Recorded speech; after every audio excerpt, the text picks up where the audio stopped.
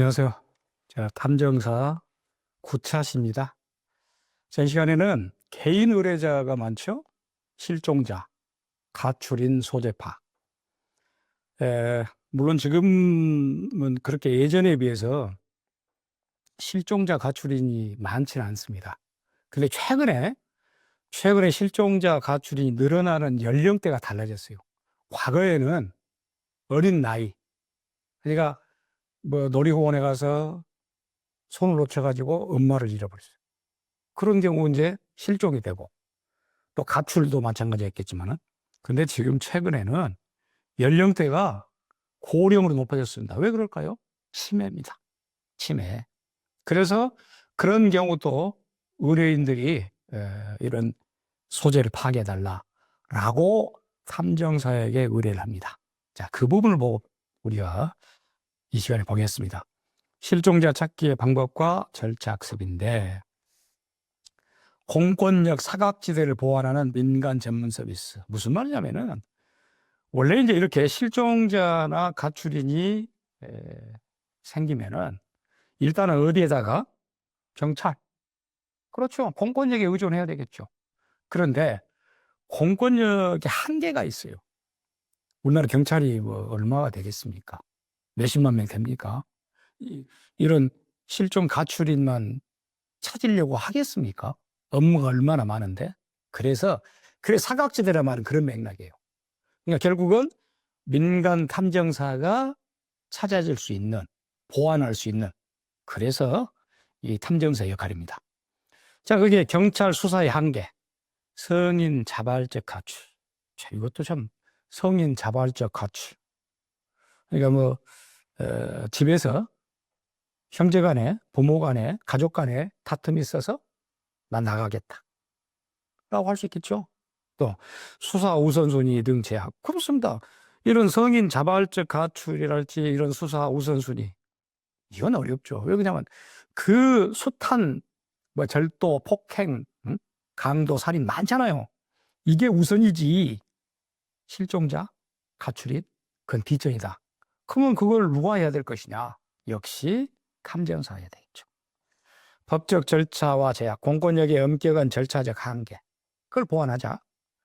민간 조사의 유연성, 신속한 대응, 맞춤형 조사 방법. 그렇습니다. 아무래도 탐정사에게 맡기게 되면은 빨리빨리 하겠죠. 경찰하고 다르겠죠. 또 그 가출인 실종자의 맞춤형 조사가 이루어지겠죠. 그래서 탐정사의 일이다. 대상별 특성, 성인 가출인, 연락 두절자, 범죄 연루 가능성이 낮은 경우. 그렇죠. 범죄 연루 가능성이 높다 그러면 그건 도피입니다. 가출이 아니고.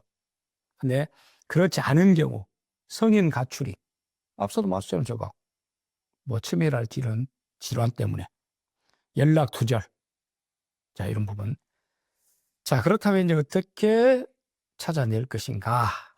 체계적 정보 수집을 통한 조사 방향 설정. 실종자의 상세 정보. 가장 중요하죠. 어떤 맥락에서는. 실종자의 인적 사항, 뭐 나이, 성별, 혹은 또 뭐 신체, 그게 신체의 특징, 성격, 건강 상태, 아주 실종자의 어떤 정보를 디테일하게 알아야 되겠죠. 그래야 이 탐정사가 찾을 수 있는, 빨리 찾을 수 있는 길이 열립니다. 실종 당시 상황, 마지막 목격 시간, 장소, 착의, 옷입니다. 소지품, 이동 수단, 뭘로? 기차로 갔냐, 버스로 갔냐, 버스 터미널에서 놓쳤냐, 아니면 기차 정거장에 놓쳤냐, 네, 이런 여러 가지 내용들. 개인적 배경, 가족관계, 사회관계, 경제활동, 온라인활동. 특히 이제 가족관계, 가족 간의 어떤 불화, 불화. 또 사회관계, 사회관계에서는 어떤 사회적 관계에서의 특히 뭐 남녀관계에서 문제, 경제활동, 채무자 채권, 채무, 온라인 활동, 동호인끼리 만나. 특히 이제 여러분들 그 가끔 보면은 물론 그런 사이트가 존재하긴 합니다만은 위험한 사이트를요. 뭐 동반해서 극단적 선택을 한다. 이런 또 온라인 활동이 있다 그러잖아요. 그것도 행위 배경입니다. 실종 동기 추정, 의뢰인이 추정하는 잠적 동기 정황, 이런 내용들을 디테일하게 수합해서 어떤 조사 방향을 설정한다라는 맥락입니다. 자, 발로 뛰는 현장 중심의 전통적 조사 기법. 그렇습니다. 특히 이제 이 실종자 가출인 소재 파악은 우리가 말하는 뭐 디지털 방식으로 SNS를 통해서 안 됩니다. 그리고 이제 이 실종자 가출인들은 그런 활동에 능하지 않아요. 왜냐하면 그것도 그런 활동에 그다지 관심도 없습니다. 왜? 아까 말한 대로 치매가 있다든지 또는 어린 나이에 나갔다든지 그러면 찾을 길이 없어요. 그래서 발로 뛰어야 된다. 이제 맨 처음 마지막 목격 장소를 조사한다. 그러니까 이 사람이 어디에서 실종됐냐. 라는 마지막 지점. 그게 중요합니다. 그래서 마지막에 목격 장소의 현장 상황, 지형, 지물, CCTV를 확인한다. 이게 어떤 면에서는 굉장히 중요한 요소이기도 합니다. 주변 인물 탐문. 이제 그 실종자 가출인의 주변의 친구 또는 지인들, 가족, 친구, 직장 동료, 이웃, 상인 등을 면담한다. 그래서 그 실종자 가출인의 마지막 모습이랄지 또는 마지막에 어떤 심경의 변화랄지 알아내야 되겠죠. CCTV 확보 및 분석, 실종 경로 추적, 이동 방향을 파악하고 그렇습니다. 유사 장소 방문, 과거 가출 장소, 이제 가출 몇 번 했다. 대부분 가출 같은 경우는 가출을 한 번 했던 사람이 또 가출합니다, 사실은. 그러면 그가 과거에 가출해서 갔던 장소, 또 자주 가던 곳, 좋아하는 곳 한번 해봐야 되겠죠? 역시 이런 실종자 가출인을 찾아내는 가장 핵심적인 방법은 발로 뛰어야 됐다. 현장 유키는. 근데 이것은 탐정사가 발품을 팔아야 됩니다. 그런 내용이고. 그런가 하면 이제 오늘날에 와서는 우리나라 인구가 5,200만입니다. 5,200만 명이 다 휴대폰을 가지고 있습니다. 다 누군가는 전자기기를, 첨단 스마트 기기를 가지고 있어요. 그래서 이제 그런 디지털 발자국을 통한 현대적 추적 기법. 당연히 필요하겠죠. 아무래도 뭐 디지털 시대니까. 아무리 그 기기를 활용을 잘 못한다 손 치더라도 또 그 기기를 추적할 수 있는 방법들은 다 있잖아요. 자, 첫째, SNS 계정 확인. 물론 이제 SNS까지 끊어버리면은 못 찾습니다. 그럼에도 불구하고 최근에 SNS에 게시했던 내용, 또 그가 SNS에서 친구로 사귀었던, 예컨대 뭐 단톡방의 그 멤버랄지 이런 목록, 위치점 어디에서 끝났냐, 또 어디에서 사용하고 있냐, 활동 패턴 필요하죠? 온라인 커뮤니티, 게시물 댓글을 통한 심리 상태 및 계획 파악. 특히 이제 여러분들 게시물 댓글 같은 경우 보면은 그 사람의 심경을 알 수 있죠. 그 사람이 지금 어떤 마음에서, 어떤 마인드에서 글을 올렸는가. 그러니까 뭐 심적으로 부담이 있냐, 아니면 또 경제적으로 어떤 부채가 있냐, 라는 그런 여러 가지 내용들을 통해서 찾아내고, 사진 메타데이터, 촬영 시간, 장소 정보를 통한 이동 경로를 추적해 보자. 필요하죠? 뉴스 기사 검색, 실종자 관련 언론 보도, 온라인 기사 확인. 특히 이제 여러분들 그 큰 이슈화 된 것, 예컨대 뭐 대구에서 있었던 뭐 개구리 소년 사건이랄지, 이런 실종자 관련 언론 보도는 대대적으로 됐잖아요. 물론 그래도 결국 6월로 다음에 발견됐습니다만은, 그래서 이렇게 디지털 발자국을 통한 현대 추적 기법을 활용한다. 필요하죠. 자, 그 다음에 문제는 제가 볼 때 이제 이렇게 가출하고 실종을 했다라고 했을 때 중요한 이유 중에 하나가 경제적 동기입니다. 쉽게 말하면 빚을 져서, 사업을 망해서, 이렇게 해서 내가 나올 수밖에 없다. 내가 피할 수밖에 없다. 경제적 동기에 의한 잠적 가능성 탐색. 채무관계. 그러면 당연히 이제 경제적 동기이다 그러면은 그 가출한 실종한 사람의 채무관계를 찾아봐야 되겠죠. 채무로 인한 잠적 가능성, 관련 정보 파악. 그러니까 이 경제적 동기에서는 가장 중요한 내용 중 하나가 바로 채무관계겠죠. 예. 빚이 있어서 쉽게 말하면은. 그렇다면 또 그 채무자, 물론 뭐 얼마나 갖고 있겠습니까? 많은 그럼에도 불구하고 부동산 소유, 실종자 명의의 부동산, 잠적 장소 가능성. 그럴 수도 있다는 것이지. 예. 그 실종자가 갖고 있는 부동산 쪽으로 가서 예컨대 어디 산에 땅을 가지고 있다. 산을 가지고 있다. 거기에 조금은 오두막을 짓고 살 수 있다. 네, 그런 가능성. 역시 이제 경제 동기인데. 세 번째, 차량 소유 여부. 차량을 가지고 가출했다, 실종했다. 그러면 분명히 그 차량 동선이 있을 거 아닙니까? 그래서 이동수단 파악, 차량 위치 추적 가능성. 요즘에 여러분들 뭐 차량 위치 추적 잘 되잖아. GPS가 있으니까 잘 됩니다. 그리고 실제로는 어떤 사람들은 차량의 위치 추적을 스스로 다 하는 경우도 있어요. 그래서 어떻게 자기 없어졌다든지 어떻게 실종됐다든지 그걸 그 증거를 남기기 위해서. 그리고 역시 경제적 동기에 의한 잠적이 있기 때문에 금융활동 흔적을 봐야 됩니다. 합법적 범위 내 금융거래 패턴을 분석해 본다. 그래서 이런 결론적으로 말하면은 경제적 동기에 의해서 잠재할 가능성이 크기 때문에 이런 부분도 찾아보고 탐색해야 된다. 그런가 하면은 계중의 힘을 활용한 정보 수집 네트워크. 역시 이제 목격자랄지 여러 가지 유관기관 협력해 봐야 되겠죠. 먼저 유관기관 협력, 경찰 시민단체와의 정보 교류 및 협력. 실제 여러분들 이런 그 실종자 가출인을 신고를 하게 되면은 경찰에서 게시물로 공공 게시물에다 붙이기도 합니다. 오랫동안 찾지 못했을 때는 게시합니다. 또 시민단체에서도 이제 찾으려고 하고 또 방송에서도 뭐 이렇게 서로 찾아보려고 하고 하죠. 유관기관. 제보자 익명성, 제보자 신원보호 및 안전하고 그렇습니다. 그 어떤 실종자 가출인을 발견했다. 그러면은 발견해서 제보를 했을 때는 제보자는 철저하게 익명 보장해야 됩니다. 왜냐하면 자칫 아까 말한 대로 경제적 동기에 의해서 채무 관계에 의해서 가출했는데 거기를 제보를 했다 어떤 사람이 그럼 그 채무자가 잡혔다 라고 하면 어떻게 됩니까? 그 제보한 사람이 자칫 굉장히 원수가 되겠지. 그런 맥락. 그래서 익명성. 개인정보 필요하죠?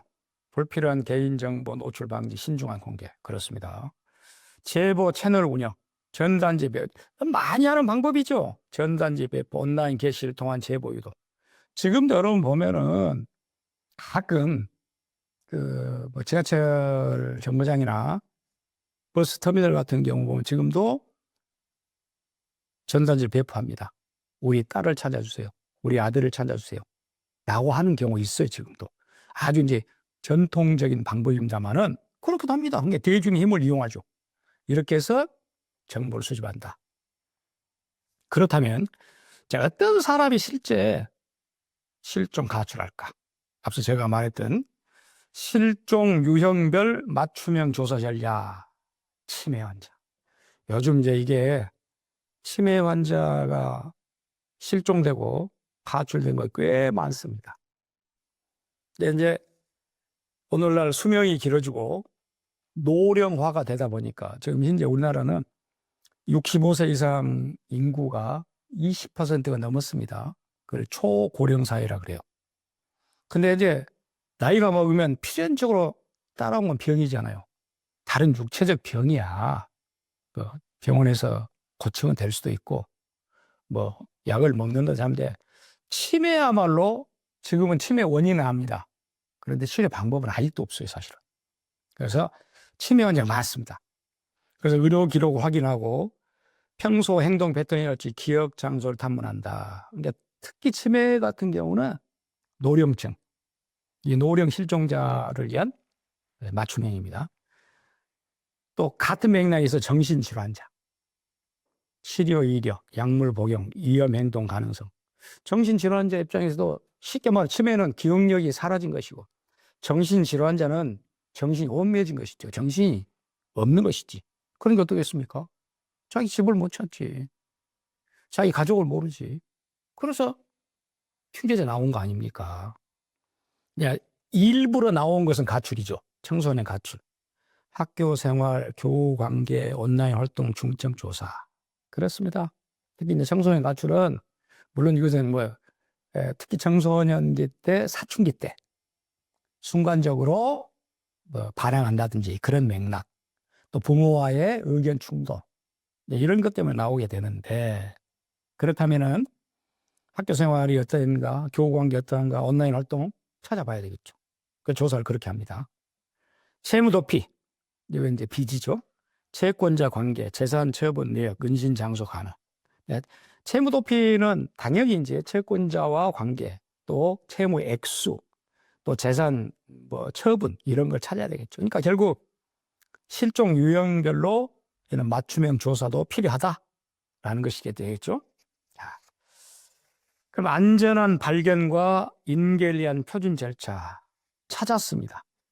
이제 실종자, 가출인을 찾았어요. 찾으면 어떻게 됩니까? 가족에게 인계인수를 해야 되겠죠? 자, 그럴 때 안전 확보가 우선, 실종자의 안전 상태 확인, 응급 상황 대처. 그렇죠. 일단은 건강 상태를 맨 먼저 점검해 봐야 되겠죠? 지금 어떤 상태냐. 아무래도 이 실종되고 가출했다라고 하면은 정확하게 계속해서 그렇게 음식물 섭취했다든지 그러지 않을 거 아니에요. 그러니까 그런 데 대한 어떤 영양 부족이랄지 이런 부분의 건강의 문제, 빨리 안전 확보 우선이고, 당연히 그렇게 해서 안정시키고 바로 가족에게 연락을 해야 됩니다. 의뢰인에게 즉시 연락. 물론 이제 탐정사에게 의뢰했다. 탐정사가 발품을 팔아서 찾았다. 그럼 어쩝니까? 그 의뢰 가족에 빨리 연락해야 되겠죠? 상황 설명 및 대응 방안 찾고. 그리고 또 그 전에 경찰에도 가출 실종 신고를 했을 거 아닙니까? 그럼 경찰에도 신고를 해야 되겠죠. 필요시 경찰 신고를 통한 공적 보호 요청. 사후 관리. 재발 방지 대책, 가족 상담 연계 등을 지원하면서. 그래서 이제 다시금 2번, 3번 나가지 않게끔, 실종되지 않게끔. 그렇죠? 자, 문제는 탐정사가 할 수 있는 부분은 어떤 법적 테두리 안에서 해야 되겠죠. 물론 이제 그렇게 찾아준다는 것은 휴머니티, 인도적인 목적이죠. 인도적 목적과 법적 준수의 균형인데 당연히 관계 수사권이 없습니다. 탐정사는 여러 차례 말합니다만 수사권 없어요. 이게 임의 협조 기반 공개 정보 활동에 한정되고 어떻게 이걸 비밀스럽게 할 수는 없잖아요. 또 개인정보보호법을 철저히 지켜야 됩니다. 실종 위험 및 관련인 개인정보 보호 의무가 있고, 사생활 침해 금지, 과도한 미해, 사적 공간 촬영 금지, 이거 해서는 안 된다고 여러 차례 말했습니다. 결과 미보장, 100% 성공 불가능, 의뢰인에게 한계. 자, 이렇게 이제 실종자 가족이 의뢰인에게 탐정사에게 부탁했습니다. 그러나 탐정사가 알았습니다. 100% 찾아주겠습니다. 라고 할까요? 100%안 됩니다. 제가 볼 때는 이런 실종자 찾기가 쉽지는 않습니다. 그렇기 때문에 의뢰인에게도 확실한 보장, 내가 반드시 찾아주겠습니다. 라는 그런 확언은 해서는 안 됩니다. 왜? 결과는 모르는 것이니까. 자, 이렇게 이루어진 것인데, 역시 이제 실종자 가출인의 소재를 파악한다는 것, 최근에 와서는 이 실종자 가출인의 연령대도 달라지고, 또 이유, 원인도 달라지고, 또 특히 디지털화된 시대이기 때문에라도 더욱더 찾기가 쉽지 않다는 것. 역시 아날로그 방식으로 발로 뛰어야 됩니다. 이렇게 해서 탐정사가 실종자 가출인의 소재를 파악해서 의뢰인에게 인계하는 방법. 이게 바로 이 시간에 볼 수 있는 실종자 찾기, 가출인 찾기, 예견 탐정사의 역할이었습니다. 감사합니다.